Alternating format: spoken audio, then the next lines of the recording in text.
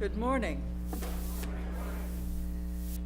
My name is Kate Waynick, and I'm the recently resigned Bishop of Indianapolis.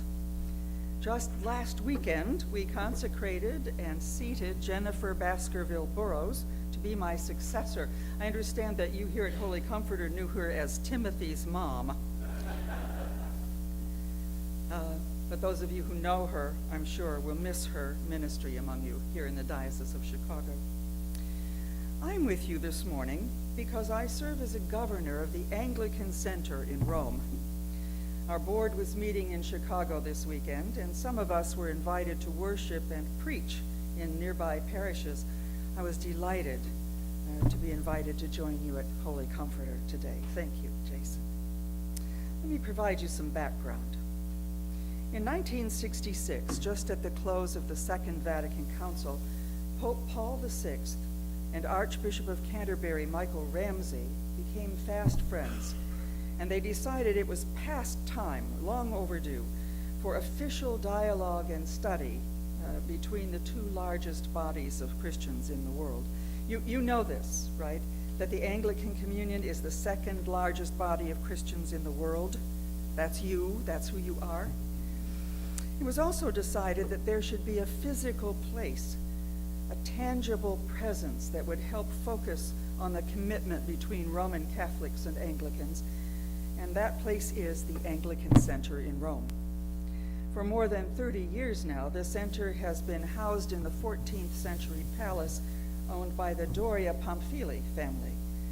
We have a modest suite of rooms on the third floor, which houses our library, the largest collection of books and other publications about Anglicanism in the world, where we also have a chapel, a classroom, a gathering space for sharing meals, and a small apartment for the director. The director of the center is always the official envoy to the Vatican from the Archbishop of Canterbury. Currently, Archbishop David Moxon, recently the Primate of New Zealand, has been serving as the director, and he will retire this summer. The relationship between Pope Francis and Archbishop Welby is especially close. And together they have expanded the vision to include not only dialogue and increased understanding, but shared ministry and mission. Working with others, they formed the Global Freedom Network to help combat modern-day slavery and human trafficking. Not only did the Pope and Archbishop sign a joint statement, they also gained the support of international leaders from the Jewish, Hindu, Muslim, both Sunni and Shiite Muslims, Buddhist and Sikh communities. That ministry has now taken on a life of its own, but the facilitation of the Anglican Center was crucial in getting it started.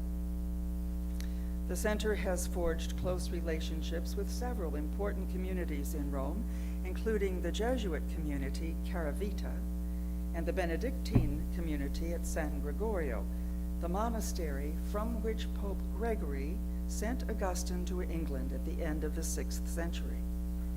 It was at that very monastery that we gathered last October for a service of Vespers to celebrate the 50th anniversary of our dialogues and of the Anglican Center. Choirs from the Sistine Chapel and Canterbury Cathedral sang. Both Pope Francis and Archbishop Welby offered reflections, and gifts were exchanged. And I want to describe this to you as I get a drink.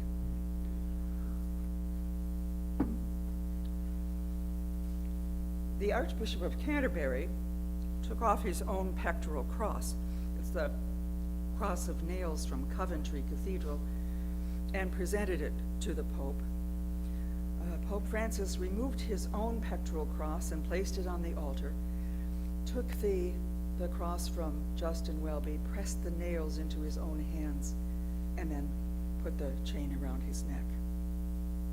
And then he presented to the Archbishop a replica of the crozier carried by Gregory the Great when he sent Augustine off to Canterbury. If you know anything at all about church history, you know that from the time of the Reformation on, the official stance of the Roman Catholic Church regarding Anglican orders is that they are absolutely null and utterly void. That's a quote, invalid. For a pope to give to an Anglican archbishop the staff of office is a huge symbolic gesture. It doesn't automatically change the teachings of the Roman Church, but it gives a signal that we're moving in that direction, and that's one of the things we need to continue to have. Of course, one of the things we disagree about where ordination is concerned is me, and Heath here, But we're going to keep working, because we've discovered we have probably 85 to 90% agreement on a lot of things. But agreement's not the point, as I will get to you later. But as a symbolic gesture, it was a stunning moment. And then 19 pairs of bishops, Roman Catholic and Anglican, from around the world, were commissioned and sent back to their own countries to find ways to work together. And the mandate is that whatever can be done together should be done together. Again, this was unprecedented, and our leaders made it clear they expect this charge to be taken very seriously. Pope Francis has also now visited an Anglican parish in Rome, All Saints in Rome, and on that occasion he announced that he would like very much to travel to Sudan with Archbishop Welby to see what they might do together to effect a ceasefire and to foster some reconciliation in that country that has been torn by war for 70 years. Why? Why have these two churches stayed engaged in dialogue and study? Why are we now engaging in mission together? It's partly because of the teaching contained in today's lesson from John's Gospel. Jesus had just cured a man born blind. It was the Sabbath, and the religious leaders were upset and angry and confused. Who is this man who seems to disregard the mandates of the law and challenges their authority? The image Jesus offers them is that of the Good Shepherd who knows all of his sheep by name, who will keep them safe and provide for them abundantly. It was an image they were familiar with, but Jesus was claiming a unique identity in his statement. He stretched the image in a new way, and 2 sentences later, we didn't hear these, but take my word for it, they're there. Jesus says, he will lay down his life for the sheep, something a hired hand will not do, and that he has sheep who do not belong to this fold, who also must be gathered in. The people listening to Jesus say these things knew about sheepfolds. They knew that several flocks would be shut up in one fold for the night, and that in the morning the shepherds would go and each would call his own flock out to lead them to pasture. But it would be highly unusual, unheard of really, for a shepherd to have his sheep, in this fold and some over there in that fold. It was just inefficient and unworkable. So those who were challenging Jesus were left to consider what he meant by what he was saying. I think we can be fairly certain that Jesus was not talking about the various groups of Jews as separate flocks. But if we look at his life and ministry, we can find hints about what he meant. Jesus deliberately went into the territory of the Samaritans, people who were considered unfaithful and unworthy. He sat down to eat with apostates, Jews who had collaborated with Rome as tax collectors, for example. He cured the daughter of one Gentile and the servant of another. I'm convinced that Jesus was talking about the much larger picture, the picture God had in mind when the chosen people were called into covenant in the first place, not just so that they could live faithfully with God and each other, but so that they could be a light to the Gentiles, a light to all the peoples of the world, that all would come and live in close covenant relationship with God. Jesus was claiming that his flock included all people, everyone. John's gospel reports that Jesus prayed fervently that all his followers might be one, as he and the Father are one.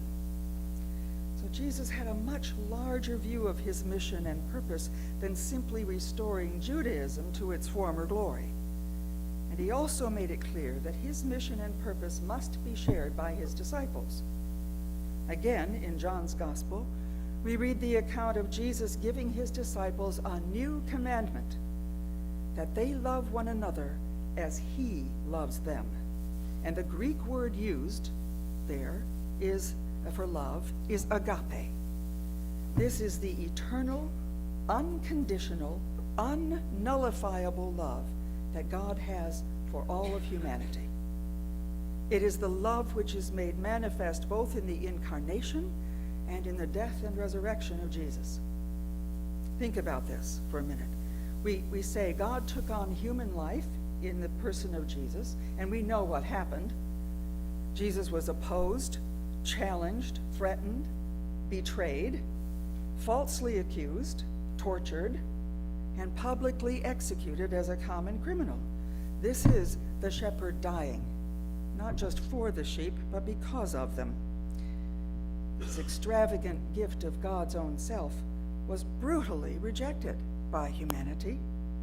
And what was God's response? What was God's response to the resurrection? You know this, right? God's response. God is saying to humanity in the resurrection, do you get it now? Yes. Do you get it? What you have done isn't bad enough. There's nothing you can do. There is no cruel, evil thing you can do that will make me stop loving you. That is agape. It's the sacrificial love which longs to be reciprocated, but does not depend on it. This is the love Jesus commands us to have for each other. One of my favorite passages, again from John's Gospel, describes the post-resurrection encounter Jesus has with some of his disciples on the shore of the lake, and they have breakfast together. And during this time, Jesus asks Peter 3 times, "Do you love me?" You recall, of course, that after Jesus was arrested, Peter had even denied knowing him 3 times. So Jesus seems to be giving Peter the chance to make up for those denials by asking him, "Do you love me?" But there's far more going on here, which only becomes obvious when we look at the Greek text. When Jesus asks, "Peter, do you love me?" the word is agape. But when Peter responds, the word he uses is philo. Philo. Philadelphia is the city of brotherly love. Philo is the affection, the fondness we have for family or good friends. And there's nothing wrong with philo, but it falls far, far short of agape. So twice, Jesus asks, "Agape, Peter?" And Peter says, "Yes, Lord, philo, philo." He cannot promise what Jesus is asking of him. Even so, Jesus entrusts the flock to Peter. "Feed my sheep, tend my flock." But it gets even better. The 3rd time Jesus asks, "Do you love me?" the word he uses is philo. He gets alongside Peter, and he asks, at least in that moment, only what Peter is able to offer. Jesus will take that and make more of him. The fisherman will become the shepherd. And tradition has it that Peter did eventually become able to love with that deep, sacrificial agape. I don't know about you, but I find that immensely encouraging. You know, this is how God is with us, getting alongside us, taking what we are able to offer and telling us we're going to make something good of this. We're going to make something far more of it. This is the love all followers of Jesus are commanded to have for each other. Note, please, that Jesus did not command his followers to agree about everything. He commanded us to love each other. And the only way we know for sure that we're getting the hang of that is when we know we're in disagreement, even when we're good and mad at each other, and we refuse to walk away. The way we know we've reached agape is when we have the ability to concede that none of us has all the truth all the time, and that all of us have some of the truth, and that we need each other. The church already exists as one in the heart and mind of God. And our human insistence on remaining fractured is unfaithful and grieves the heart of God. Why should the world believe us when we say that God's love for each and every person is unquenchable, unnullifiable, when we continue to treat each other with contempt? Ecumenical dialogue and cooperation is not just a nice idea. It's essential to the enterprise of being faithful as church. It is our intentional cooperation with the prayer of Jesus that we all be one, not in uniformity, but in love. This is the work of the Anglican Center in Rome, to be a tangible reminder that we must be open to the surprising work of the Holy Spirit, through whom Jesus gathers all the sheep, even those who do not belong to our fold. It's hard work, and there's much more of it to do. But the two largest Christian bodies in the world have a responsibility to lead the way and provide an example of what learning to love as Jesus loves really means, by treating each other with respect and dignity, and by working together for justice and peace in the world around us. That path leads us, all of Jesus' flock, into the abundant life he promises. May it be so.